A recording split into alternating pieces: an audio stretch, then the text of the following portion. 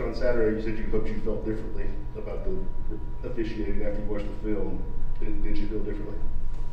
Not really. You know, I felt pretty much the same after watching it, but what I can tell you is that what I do know through many years in coaching is that, you know, throughout a game, first of all, it's a hard game to officiate.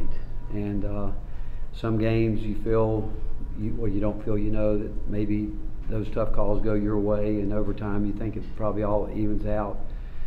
And like I said, it's a tough game to officiate, but what I do know is that I don't think there's a conference in the country that has made more of a commitment to continue to improve our officials from top to bottom.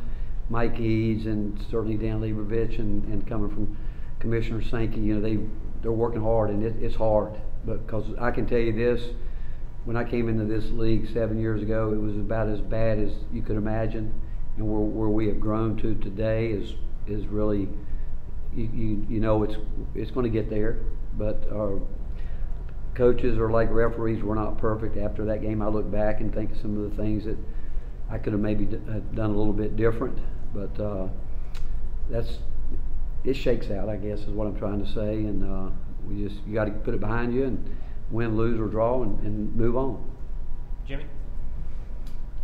Rick, you talked about the block charge being a tough call with officials. Do you think that in those cases where it's a tough call that maybe the advantage should go to the offense? Yeah, I would say that. I think if you're going to err, I think you got to err to the offensive side on it. I do.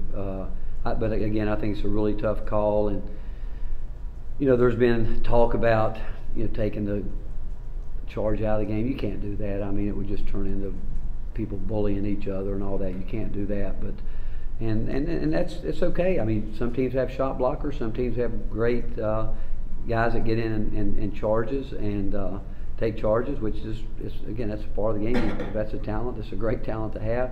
But I do think it's really difficult. I mean, it's a really tough call. But I would say if I'm not sure, I'm going to go in the way of the offense. Right. Rick, how do you get that inside production you need without forcing it, or do you try to just let your backcourt do as much as it can? We got to get it. You know, we got to get some consistency there. You know, I think we got some guys that can do it, but we talked about it as a group yesterday that we need everybody to continue to work to get better and know that we've still got basketball games in front of us that we've got to improve, but we do need more balance from our inside guys, more consistency, and know that we can at least make post players have to work and not allow them nights off. And so we've got to get better. Tomorrow will be the second time you play a team playing their third game in 5 days. How does that change how you approach a game plan going in? From what we do, it doesn't change our prep. You know, I mean, this time of year, you're a lot how practice goes depends on certain guys are banged up a little bit more than other guys that aren't playing as much. You know, obviously you're going to have to make sure they get extra work to keep them sharp and ready to play because I've said it from day one, we're going to need all these guys at some point in time, and you think about it, that's pretty much has come true this year.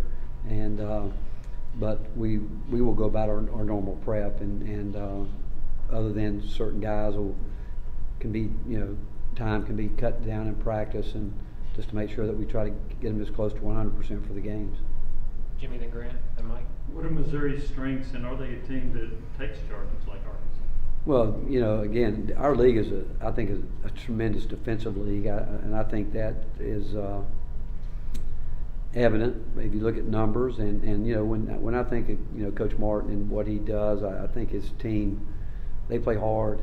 I mean, they really play hard and aggressive defensively. They're going to contest passes. They're going to get after the ball. They are going to anything that has to do with effort, and they're going to do it at a very, very high level, which I think is a great compliment to he and his program. And I'd like for people to say that about us, that, you know, that hey, they're going to compete at the highest level. His teams have always done that, and they obviously, I think overall they're playing 4 games in 8 days, something like that. But I also think guys are young, and I think guys can bounce back young guys can bounce back pretty quickly, and especially with maturity. But we'll have to play really well because they're not going to.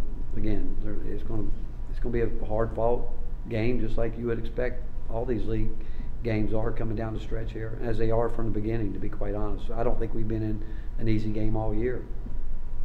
You guys you have 7 losses, they're all quality losses against highly rated teams. I don't think you guys have lost back-to-back yet this season. What do you think that says about your team?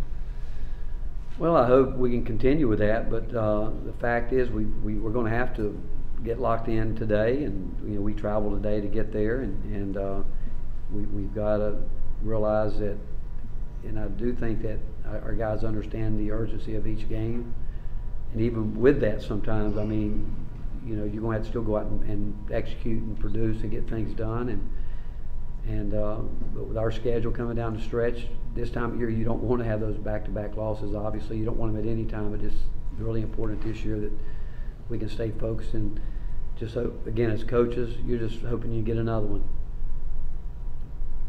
What do you think of the way that Jonas played at Arkansas? You keep giving him more minutes and he keeps earning these opportunities? Well, we do think he's the best guy in the middle of that. When we had to play zone so much, we do think he gives us someone around the rim that can affect shots, and Jonas he does have a talent for blocking shots, and that gives us the different dimension there with his length, and we need him to understand more what we're doing on the offensive end. We need him to understand the importance of execution. Jonas can finish too. He's got terrific hands, and he's a guy that we think that if he can get more physical on the offensive end, he can help us down there too. Coach, you guys average about 16.5 assists per game this season, which is top 20 in the country. You were held to just 5 on a Saturday. Do you attribute that to maybe some of the guys being afraid to drive as hard to the basket and kick out because of some of the charges they were getting?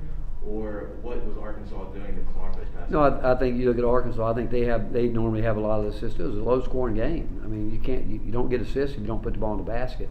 And during that 9, we had again 7 possessions there where we had a chance to get more assists, but we didn't make shots. You're not going to get assists if you don't make shots. But it was a hard-fought defensive game. You look at both teams. I mean, both teams played relatively fast, and you saw where the score was because it was an elite-type defensive game, but it's not a matter.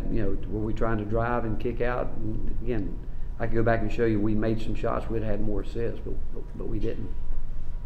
Rick, you played Kentucky and Arkansas last week. You play Auburn this Saturday. Any concern with the intensity level going into tomorrow night that it won't be what it needs to be? Again, our guys have not been that type of team. We've been able to stay focused, kind of what Grant was saying, where we get ready and we have great respect. I can tell you, I know our players do too. I mean, they beat us a year ago. How can you not have great respect for us? And they know the respect we have for Kwanzaa and his staff, and so they know it. And so we've just got to worry today about getting ready today and having a good day, and then making sure we're ready to play tomorrow. Rob and Madison. Coach, just the depth of the league now as you get close to the last 2 weeks of the season, it looks like maybe a 1, 2, and a 3 seed right now, and 6 or 7 in the tournament. What can you say about how the quality has improved? Well, again, it's changed. The league's, like I alluded to earlier, our league has changed so much in the 7 years I've been here in so many different ways. I mean, I don't know the emphasis that was placed on basketball prior to me coming to Tennessee, but I know from the time that Greg Sankey walked in, I mean, he made it clear that there's been great success in this league and all the other sports, and basketball's got to do their part, and the league certainly was going to do their part, and they've done their part. But I also think there's terrific coaches in this league. I think one reason the league is so competitive is that there's not a coach in this league that hasn't had success, and it's a defensive-minded league, believe it or not, and it's always been an athletic league. Now you're combining that with some skill. I think most people would look at the SEC and think it's a very, very athletic league, which it is, but the skill level from our players have improved so much over the last 7 years, and there's nothing in our league that hasn't gotten better. And I've said from the beginning, it used to concerned me that, you know, other teams would be talking about getting 8 or 9 teams and they'd be with 6. I'd like to think that we're getting closer to that group of guys that they think every year 6, 7 on a bad year, and on a good year more guys. But obviously when you're beating each other up the way we do, that's why the non-league scheduling becomes so important. I mean, you've got to, if you're going to, again, I don't know, again, I can only tell you how difficult it is winning the league, period, but the overall schedule's got to be good, I think, too, to get that number of teams, really high number in. Coach, Missouri ranks dead last from behind the arc in shooting in the SEC. Without giving too much away, how do you approach guarding them? Say that again. They rank dead last from shooting from the three-point line in the SEC. How do you just approach guarding Well, them? the way we approach every game, I mean, we certainly, like every coach in the league, we're going to look at numbers and analytics and do all that. But if you play at this level, you're capable of making a three-point shot. So we're not going to ever disrespect a player. I mean, in our philosophy, we don't believe in backing way off guys because, one, we think they can hurt you with passing the ball or, you know, dribble at situations like that. So we're going to guard the three-point line. And I don't think we've dared anybody to shoot the ball this year. And as the game goes on, adjustments are being made that, and you know, some guys get going. Some nights that the numbers say they're not good shooters, but you can kind of get a feel from watching them up close, playing against them, that they've got a little rhythm going. So you've got to adjust, but we'll go in the game and just we'll follow our scout report. But we believe that, again, anybody's capable of making a shot. We're not going to offer any dare shots out there. Finish up with Rob. Coach, I don't know if you want to comment because it doesn't have anything to do with your team. But just did you see the Juwan Howard situation yesterday? And would you care to share your thoughts? You know, Rob, I did, and I can only tell you, I've made a lot of mistakes as a young coach. I did. I got myself too emotional, and it comes from being competitive. I mean, it really does. And you know, I've had a couple well-documented incidents that honestly, I wish, looking back, it wouldn't have happened. You know, I wish I would have been. And some people might say mature. I think it's a competitive instincts. When games are over with, just like you guys, I have to come in and talk to you guys after a game, and there's so many things going through your mind that happen in the game, and it can be sometimes dialogue that you have with officials. You know, that you just wonder where the communication broke down or whatever. When you feel this way, that way, where you learn to try to control your emotions until you really can step away from it. But in the heat of the moment, sometimes it's really hard to do. I mean, I said I've had a couple of situations in my career that I wish wouldn't have happened, and I'm sure that I mean, I have great respect for Juwan Howard, and as you know, we recruited his son and know his family, and I can just tell you, in the heat of the moment, I mean, there's a lot of things we'd all like to do differently. I can tell you that, and but that's, again, I can't pass judgment on anybody because, like I said, I've made some big mistakes that I wish I could go back, and I've gone back and apologized to players in general that I coached. I didn't think I coached them the right way. I've had incidents with officials and other situations that, again, I really wish wouldn't have happened. All right, Coach. Thank you very much. Thank you, guys.